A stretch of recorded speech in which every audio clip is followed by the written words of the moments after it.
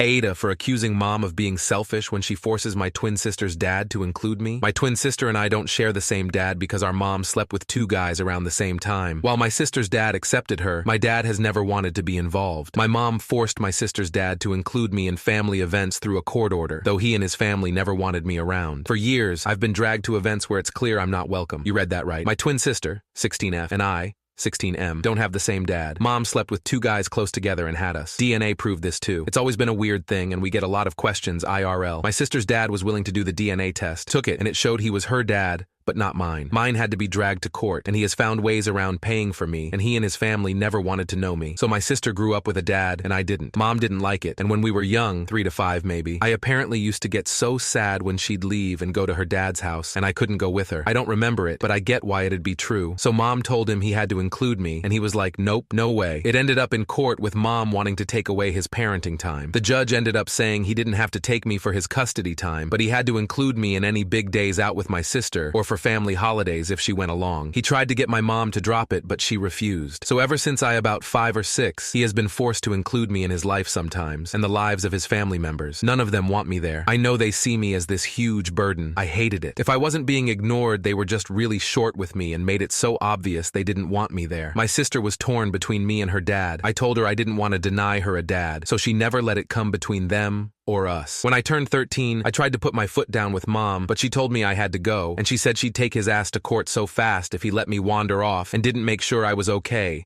like he would with my sister. There's only 2 years left, but I can see how much my sister's paternal side despise having me around. It sucks being forced somewhere that nobody wants you, and my mom is still serious about taking him back to court. So I told mom a couple of nights ago that it needs to stop, and she can't keep doing this. She told me I don't deserve to be left out because of her actions. I told her she can't make them love me, and they have shown their disdain for me for over 10 years now. I told her to let it go. She got so mad, she wanted to yell and cuss at them. I told her to stop being selfish and stop forcing them to include me because she's the only one who wants that, not me. I told her I never wanted this. Mom broke down, and then she told me it wasn't necessary to be cruel to her. AITA? Relevant comments. Commenter. The only AH here is your mother. This is not your father. It's your sister's father. She has that family. If they got to know you through her, they might have loved you for that, despite your mother. The way your mother went about it ensured hard feelings. I'm sorry your father wasn't involved and that you don't seem to have family on that side. This mess is of your mother's making. Anyway, NTA, and neither is your sister or her father. OP. Yep, it made me a burden to them instead of someone that they didn't hate seeing sometimes. It's not like I think they had to love and want me, but mom made sure things will always be tense and awkward and not friendly, all because she couldn't just make it up to me at home instead of forcing someone else to include me when he was clear he didn't want to. Also think the judge sucked for forcing it. Commenter. NTA. What a very sad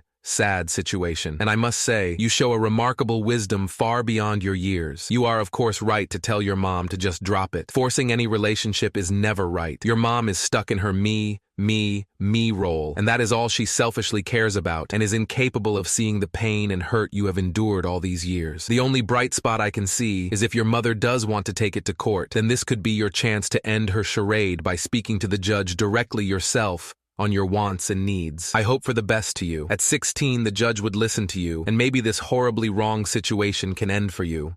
Commenter. Shocking that the judge required it. Unfortunately, your sister's father and his family's treatment of you was shitty. Understand their dislike of your mother. But you? Over the top. OP. I hate that the judge did. It was not in our best interest as twins at all. Just made more stress. I think my sister's paternal family will always have some level of dislike and resentment toward me. For too long, they have felt that way, and we still have 2 more years to go. Story 2. AITA for leaving after my in-law asked me to move out because I didn't cook lunch one time. 2 years ago, my sister passed away, leaving behind 2 boys, David, 12, and Peter, 7. My brother-in-law was struggling to juggle everything, and he was looking to hire a maid to help care for the kids. I couldn't stand the thought of someone else raising them when they're my blood, so I offered to step in. For 2 years, I've been taking care of them as if they were my own. Every day, I'd wake up early, make their breakfast, clean the house, do the dishes, wash their clothes, feed and care for the 50 chickens on the property, all while managing my own studies. I did it all without a complaint. I wanted to, because I loved them and wanted to keep my sister's memory alive through them. One Sunday, after 2 years of doing everything without a single mistake, I went out for a walk. I asked David, now 14, to prepare lunch, which was a simple meal. He said he could manage, and I trusted him. It was the one day my brother-in-law was off from work, so I thought maybe he could help too. A few hours later, I got a call from my in-law, and to my shock, he told me to start looking for a new place because, in his words, I wasn't helping enough. All because I asked David to handle one meal, one time, in 2 years. I was crushed. I thought I had done everything right, but apparently, that one day was enough for him to decide I wasn't good enough. I didn't argue or fight back. I packed my things and left quietly. Now, my in-law is angry that I left without a word. AITA for leaving after everything I did, just because I didn't cook lunch one time? Relevant comments. Commenter, your former BAL is pretty fucking ungrateful. If you've been doing all the chores at the house,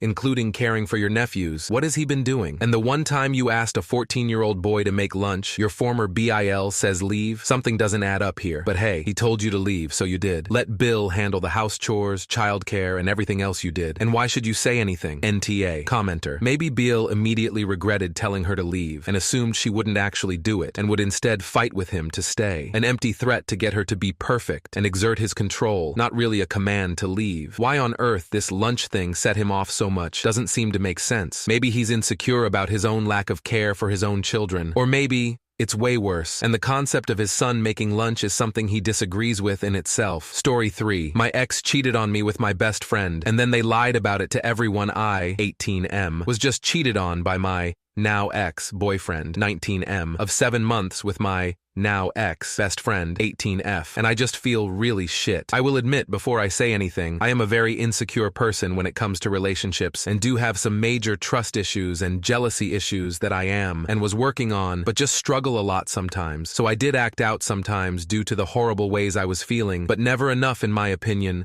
to deserve what has happened to me. I had been suspicious for a while of the fact that he was cheating on me with her, but also doubted myself so much. He was always being so kind and respectful and would buy me literally anything I asked for, which I now look back at as a guilt thing, probably. He had always had some interesting kinks, which he would always ask me to do, and I'd always tell him, oh yeah, maybe in the future, even though I had no intention of ever actually doing them, but I was afraid if I denied him on them, he would leave me. 2 days before I found out I was cheated on, I had asked him to let me onto his Snapchat account so I could have a peace of mind and stop feeling so anxious that he was doing something behind my back. He said, I don't want to give you it because I know it'd just make you more anxious, which I felt a little hurt by, but thought he'd just be right because I was probably just going to deep something else I found on there. Fast forward 2 days later, and the girl who he had been cheating on me with, my best friend, was refusing to open his snaps in front of me. She would scroll and respond to everyone, but when it came to him, she would just scroll past, and I thought that it was super suspicious and weird. So whilst walking home from college, I told him that I wanted to look through their messages. He hesitated,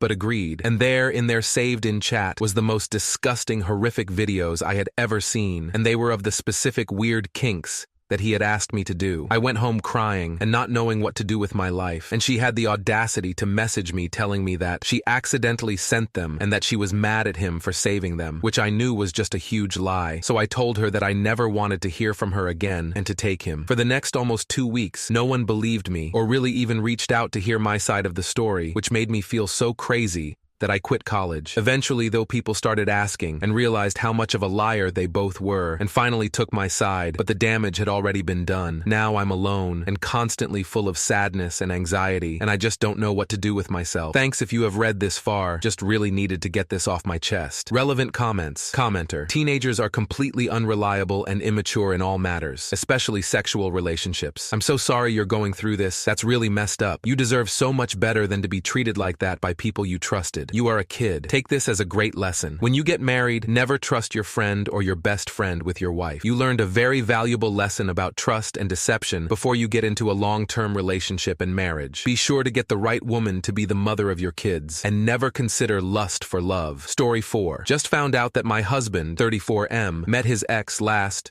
28F year without my knowledge. Has anyone else faced a similar situation? I, 33F, have been married to my husband, 34M, for 2 years, and we dated for 1.5 years before getting married. 6 months into our relationship, his ex, who was living in the US, reconnected with him. She had a habit of micro-flirting, which always bothered me. But since she was in a different country, I assumed she wouldn't interfere much in our relationship. However, there were instances that made me uncomfortable. For example, about a year into our relationship, I asked my husband to upload a picture of us together, and he hesitated, saying he had loaned his ex money for her studies and didn't want to risk upsetting her and losing that money, since she was still upset over their breakup. He eventually posted the picture after a month once I met his family, and she soon returned the money. Despite this, issues with her continued. I found messages where she asked if he had gone out with his girlfriend, and he responded, no, just with friends. A month before our wedding, I saw texts from her asking if she was hot and if she could get him with a wink emoji. My husband responded by telling her he was getting married to me. I was upset and told him her behavior was inappropriate, but it didn't stop. As we prepared to move to the US, he asked her for visa information, and she cried, saying he never came to the US when she asked, but now he was coming and getting married. He apologized, explaining that the opportunity hadn't presented itself before. After our wedding, she continued calling, asking for closure after he removed her from social media. My husband told her that I didn't like her and she should stop contacting him. We moved to the US, and during this time, I lost my job, which shattered me emotionally. My husband became very particular about money, often taunting me for not working. Even after I found a job, our issues persisted, and he would give me the silent treatment for days. I frequently slept in a separate room. Joining a yoga class and making friends brought me some comfort, but my mental state suffered as I constantly worried about our marriage.